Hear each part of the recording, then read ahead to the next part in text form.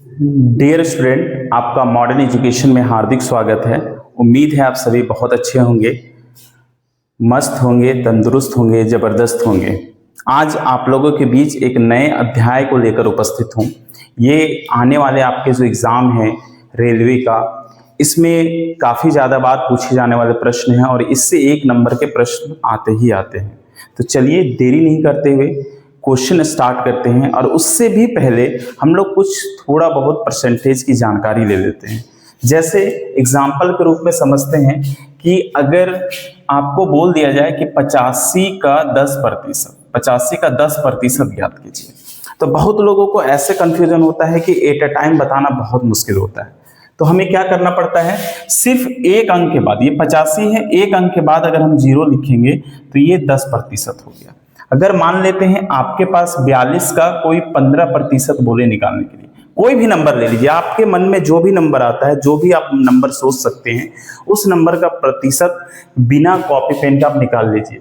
मान लेते हैं कि इसमें 15% बोला गया है, तो 10% कितना होगा? 4.2, एक अंक के बाद पॉइंट लगा दीजिए, ये 10% हो गया। अब 10 का आधा होता है 5, तो इसका भी आधा कर दीजिए, तो 2.1। अब इसको जोड़ दीजिए, 2 1 3 4 और 2 6, यानी ये 15% हो गया। तो प्रतिशत निकालना आपके लिए आसान है। अब जितना आपको पूछा जाए उसके हिसाब से निकाल सकते हैं। 18 पूछा जाए, 20 पूछा जाए, 8 पूछा जाए, आसानी से आप निकाल सकते हैं। अब मेन समझना यहाँ पे है, अगर 25% बोला गया है, 25% का मतलब 1/4 लिखेंगे हम लोग। क्वेश्चन में 25% जहां पे बोला जाएगा उसकी जगह में 1/4 लिखेंगे। कैसे लिखेंगे? तो 25 लिख लेंगे, प्रतिशत का मतलब होता है 100। 25 एकम 25, 25 चौका 100, 1/4 हो गया। उसी तरह से 50% की जगह पे हम 1/2 लिखेंगे, 30% की जगह पे 3/7 लिखेंगे, 40% की जगह पे हम 2/5 लिखेंगे। तो इस तरह से हम लोग लिख सकते हैं। ये आप कैलकुलेशन के माध्यम से निकाल सकते हैं, लेकिन ये शॉर्ट ट्रिक है लिखने का।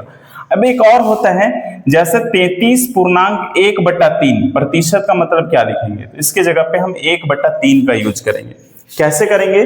33 या 99 और 99 में एक जोड़ देंगे, 100, 100/3 हो गया। प्रतिशत का मतलब हो गया 100, तो नीचे 100 लिख देंगे, 100 से 100 कैंसिल हो गया एक बार में, तो 1/3। उसी तरह से 66.2/3% का मतलब 2/3 लिखेंगे। इसको भी कैलकुलेशन करेंगे तो 2/3 आ जाता है। अब देखिए इससे किस टाइप के प्रश्न पूछे जाते हैं, उस टाइप के और हम लोग चलते हैं। क्वेश्चन देखते हैं। क्वेश्चन क्या बोल रहा है, यदि 400 का 25% प्लस 1260 का 35% प्लस 1800 का 27% बराबर 1020 प्लस x है, तो x का मान ज्ञात कीजिए। देखिए क्वेश्चन आसान है, आपको देखने में थोड़ा सा टफ लग रहा होगा, लेकिन बिल्कुल भी टफ नहीं है। 400 का 25%, 400 का मतलब होता है गुना, 25% का मतलब 1/4 अभी बताए हुए हैं।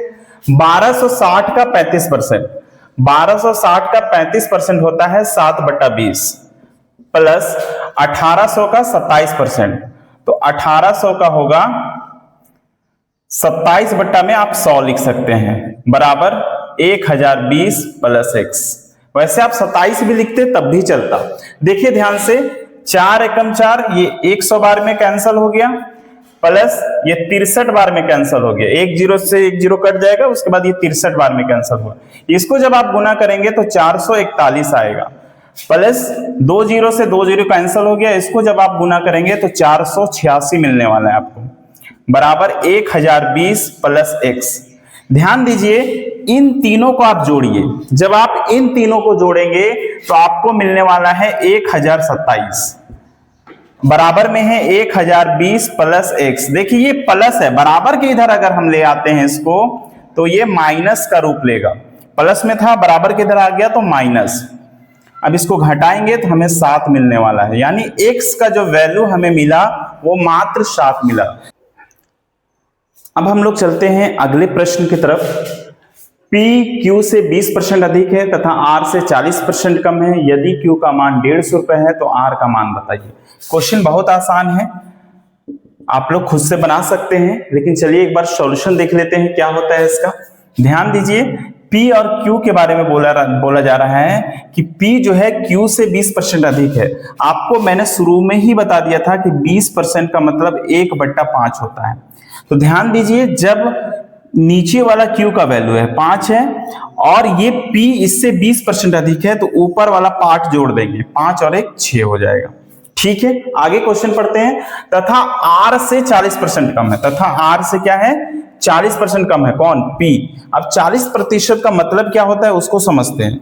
40% का मतलब होता है 2/5, यानी R के बारे में तुलना कर रहा है तो R 5 है और इससे P जो है 40% कम है, तो ऊपर वाला जब कम रहता है तो घटा देते हैं। 5 में से 2 घटाएंगे कितना हो जाएगा? 3।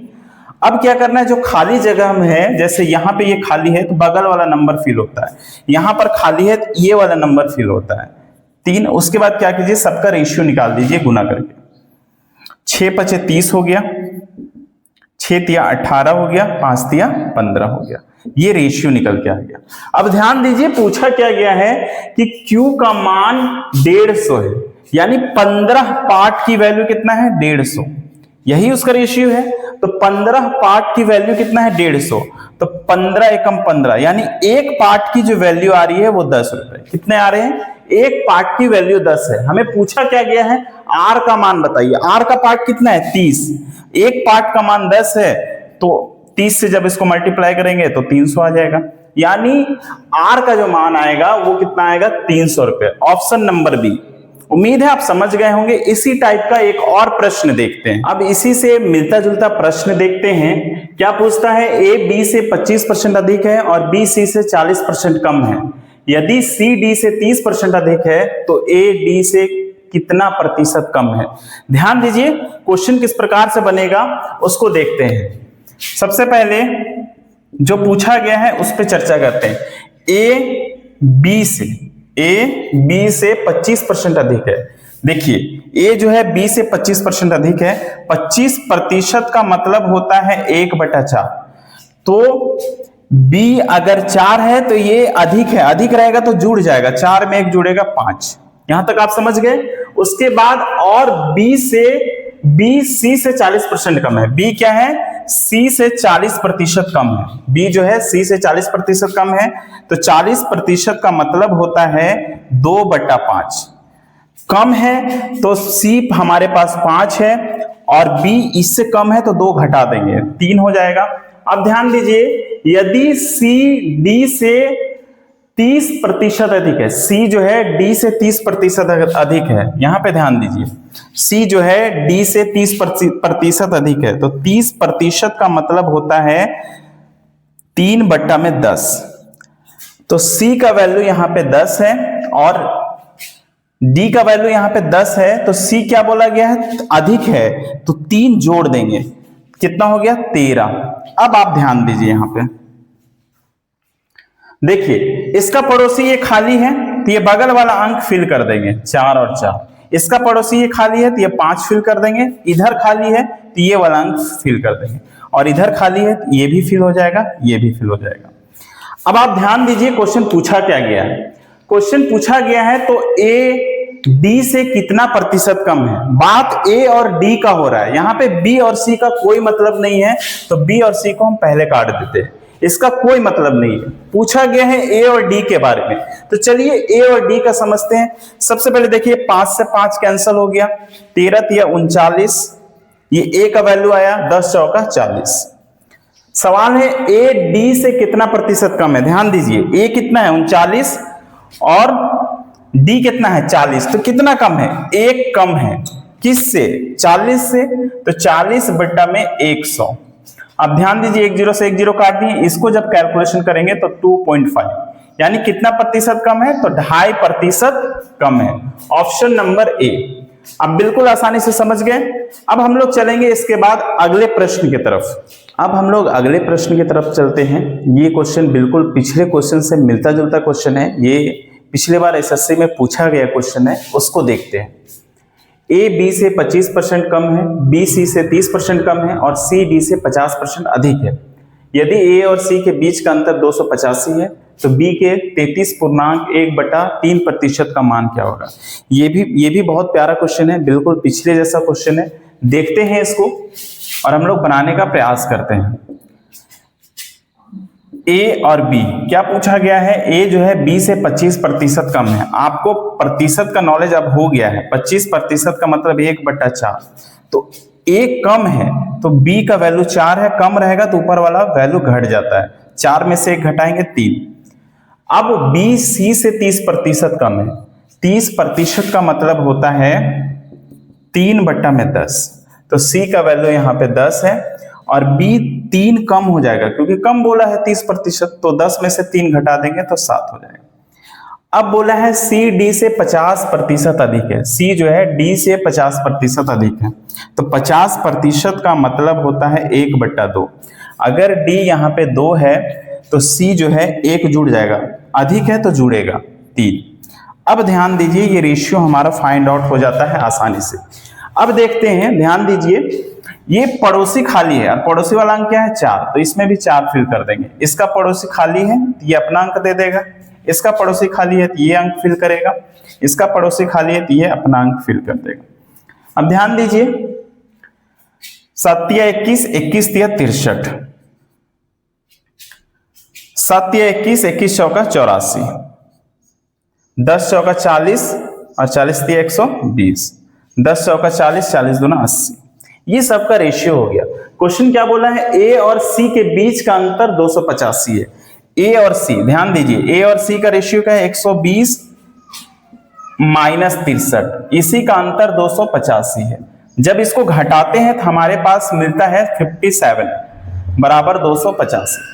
तो 57 पार्ट का वैल्यू 285 है, तो 57 एकम 57, 57 पच्चीस 285, यानी एक पार्ट का वैल्यू 5 है।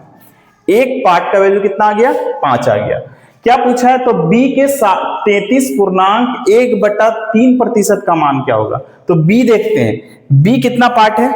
84 पार्ट है, तो 84 पार्ट लिखेंगे और एक पार्ट का वैल्यू 5 है। इसका 33.1/3, ध्यान दीजिए 33.1/3% का मतलब होता है 1/3। ये पहले बता चुके हैं, तो यहां पे सीधे लिखेंगे 1/3। तो 3 से जब 84 को कैंसिल करेंगे, काटेंगे तो 28 बार में कटेगा, तो 28 पचे 140, यानी उसका मान कितना आ जाएगा? 140। ऑप्शन नंबर डी बिल्कुल करेक्ट है। आप बिल्कुल अच्छे से समझ गए होंगे। इसके बाद अब थोड़ा दूसरा लेवल का प्रश्न को देखते हैं। आज के हम लोग अंतिम प्रश्न की तरफ बढ़ते हैं। देखते हैं अंतिम प्रश्न क्या कहता है। एक संख्या में पहले 5% की वृद्धि की जाती है और फिर इसमें 30% की वृद्धि की जाती है। मूल संख्या में कितनी प्रतिशत वृद्धि की जाती है? ये वृद्धि से संबंधित क्वेश्चन है और ये बहुत आसान है, बहुत प्यारा क्वेश्चन भी है। आप लोग आसानी से समझ सकते हैं इस क्वेश्चन को। चलिए देखते हैं इसका सॉल्यूशन क्या होता है। सबसे पहले हमें क्या करना पड़ेगा? आप देखिए, सबसे पहले आप लिखिए इधर मूल संख्या और इधर वृद्धि वाली संख्या। ध्यान दीजिए, तो सबसे पहले संख्या में 5% का वृद्धि हुआ। 5% का मतलब होता है 1/20, यानी पहले संख्या 20 था, अब 20 में से 1 जुड़ गया, यानी वृद्धि हो रहा जुड़ जाएगा, 21 हो गया। उसके बाद फिर इसमें 30% का वृद्धि किया गया, दोबारा इसमें 30% का वृद्धि किया गया। 30% का मतलब होता है 3/10। तो पहले 10 था, अब 10 में से 3 और जुड़ गया तो हो गया 13। उसके बाद क्वेश्चन में आगे कुछ नहीं बोला है, बोला है कि संख्या में कितनी वृद्धि की गई। तो सबसे पहले क्या करना है? इन दोनों का गुना करना है। तो इसका जब गुना करेंगे तो हमें 200 मिलने वाला है। उसी प्रकार से जब इसका गुना करेंगे तो हमें मिलेगा 273। 13 एकम 13, 13 दूना 26 और 1 27, 273। देखिए पहले संख्या कितना था? 200, अब संख्या बढ़ के कितना हो गया? 273। तो वृद्धि कितना हुआ है? तो वृद्धि आप वैसे बोल सकते हैं कि सर 73 हुआ है। 273 है और पहले कितना था? 200, तो वृद्धि जो हुआ है 73 हुआ है। तो इसी का प्रतिशत निकालना है। प्रतिशत कैसे निकालेंगे? जो वृद्धि हुआ है उसको ऊपर रखेंगे, मूल संख्या जितना है उसको नीचे, इनटू 100। प्रतिशत का मतलब 100। 2 0 से 2 0 कैंसिल करेंगे और इसको कैलकुलेशन करेंगे तो आने वाला है 36.1/2%, यानी 36.1/2% की वृद्धि हुई है। उम्मीद है आप अच्छे से समझ गए होंगे। अगर ये हमारा वीडियो आप फेसबुक से देख रहे हैं तो फेसबुक पेज को फॉलो कीजिए। अगर आप इस वीडियो को यूट्यूब से देख रहे हैं तो चैनल को जरूर सब्सक्राइब कीजिए और अपने दोस्तों के साथ शेयर कीजिए। मिलते हैं अगले क्लास में, तब तक के लिए धन्यवाद।